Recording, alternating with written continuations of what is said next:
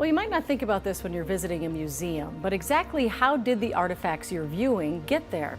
Others have been thinking about this for decades, specifically when it comes to Native American artifacts with spiritual significance. And it appears an effort to return some of those artifacts to their tribes is finally coming to fruition here in Minnesota.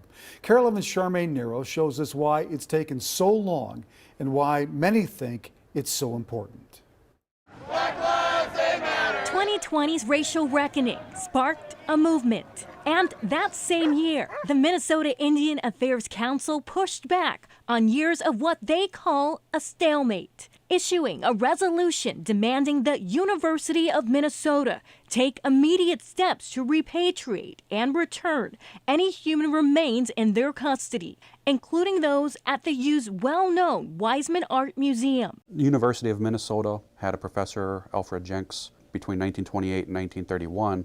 Every summer, he would take half dozen students, go down to the Southwest, and to teach these students archaeological techniques, would excavate the Pueblo and Hopi ancestors' burial sites, including what we know as the Mimbres. Dylan Gage with the Minnesota Indian Affairs Council says several hundred artifacts and human remains were brought back to Minnesota. A number of museums here in Minnesota had large collections of our ancestors. Something the council and others began to question a long time ago. Asking yourself the question of, how would I feel if my grandmother was dug up with the quilt that she worked on, or the quilt that she was buried with? It's no different. In an effort to repatriate some of these artifacts, Minnesota passed in the 1970s a state burial protections law. And that law gives MIAC the ability to repatriate Native American remains to tribes today. But now we're the ones tasked with their repatriation.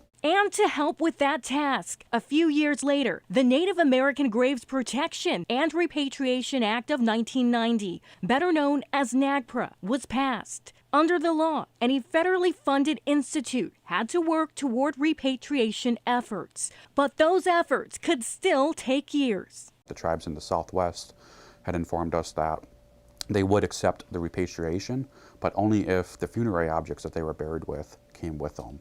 And that led us to kind of the issue that we've been grappling with for the last 25 years. It was a very large excavation. Alejandra Peña Gutierrez, the Wiseman Art Museum's current director, says many of the artifacts in the Mimbres collection landed in different institutions. Maybe one of the most difficult parts was to get the other institutions. The good news is that we did manage to get the other 7 institutions that had agreed to do the joint filing with us. And it goes far beyond Native American artifacts. Even 10 years ago, most people hadn't heard of repatriation or repatriation debates.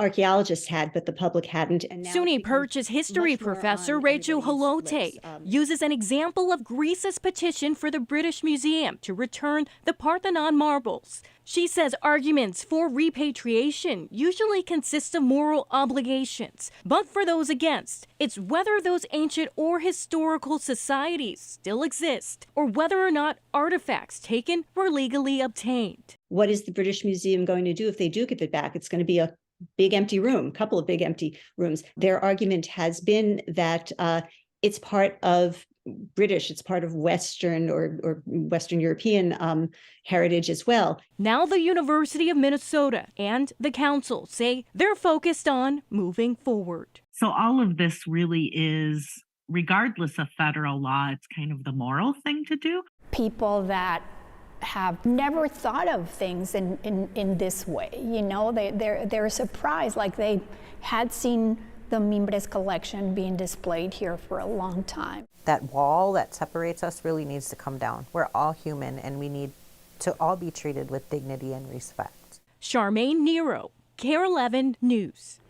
The Minnesota Indian Affairs Council says those artifacts and human remains could be repatriated back to them within the next calendar year.